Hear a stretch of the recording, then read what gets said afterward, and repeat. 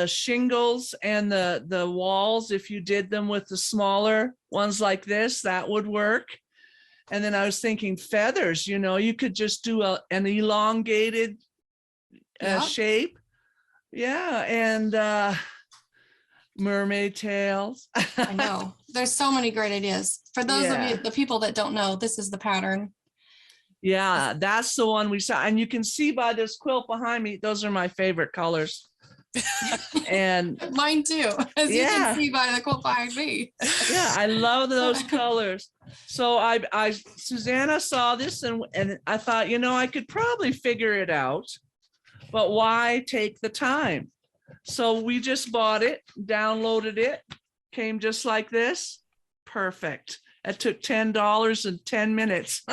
That's right. So that was quilt really... math. It totally takes, you know, it's so much easier just to buy the pattern than to do all the quilt math without it is. It really is. I mean, if you value your time at all, you know, let someone else do the thinking for you. I always have I really love math and quilt math, so I hate it. Which is why I do fabric art. That way I don't have to match any corners or, you know, I can just do my own thing. Anyway, so I was going to ask you, how do you, I mean, I know how I adapt and create quilting patterns. How do you do it? Well, I love experimenting and trying new things, different things. Yeah. And so I'll often start at a small scale first, just to try a technique and see if I like it. And then if it works, then I move on to something that eventually will lead to a pattern. And so not everything I do leads to an actual pattern.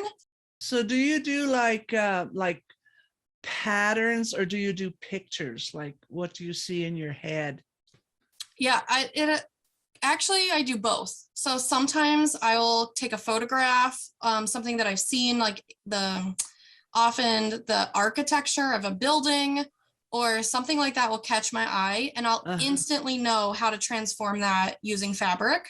And then other times I learn about a fabric technique that I've never seen before, and then I explore that and use that. Like your scales. Right. Yeah. And that the scales actually started, let's see, I think I have it.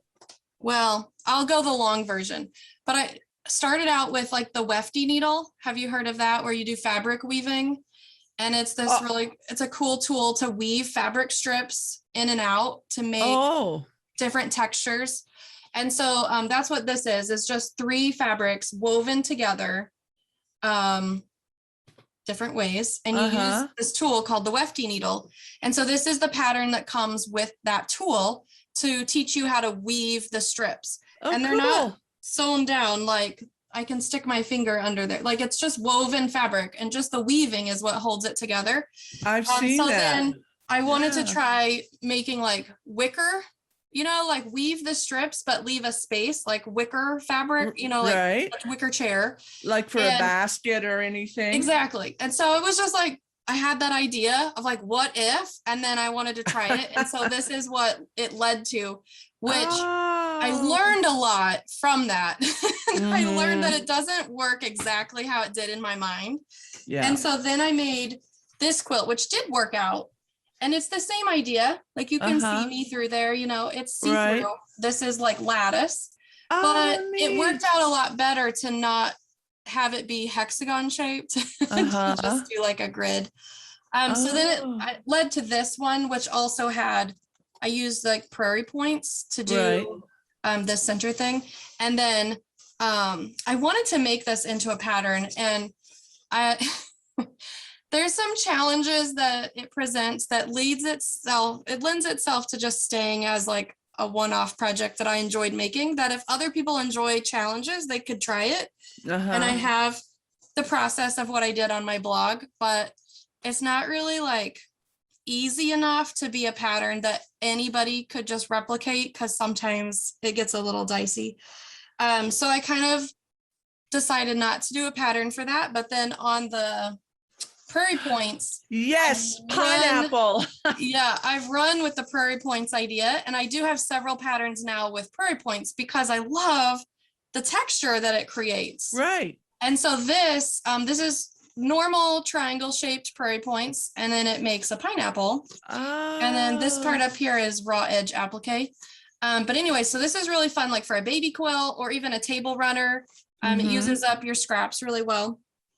I've done the same quilt with selvages.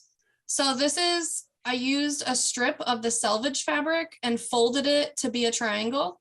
And the selvages don't fray. So you can just use the edge of it when you fold it over. So they're just fuzzy.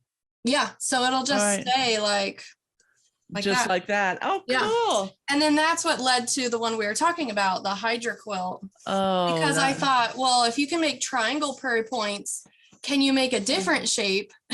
Right. And so then that led to me trying to figure out if I could make, other shapes. And so here we have the Hydra quilt, which is all still 3D, kind of like prairie points, but not.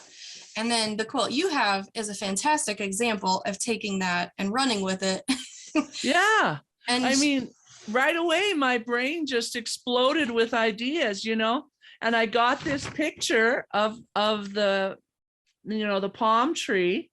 And I'm like, I can do that. I can, make that. And so now I'm going to use it everywhere I can think of. That's right. I know. I do the same thing because I have a new pattern coming out here in the next month or so. And it's a prairie points again, but this time it's the spikes on all the dinosaurs. So the prairie points are now the little spikes on there. Isn't that cute? I have three boys. And so dinosaurs are like a huge hit in our house. Right. And so they can't wait for this one to be a pattern because it's really fun. I have never, for some reason, done prairie points. I don't know. It kind of went by on the highway and I never noticed it. I was so busy doing other things, I guess. They're so fun. See, these are big prairie points up here too. That's great. Yeah, so it adds a lot of texture for like a baby quilt. It's really fun because babies love to tactile things, just grab on and play with something or chew on it, So this will be a really fun one. Oh, neat.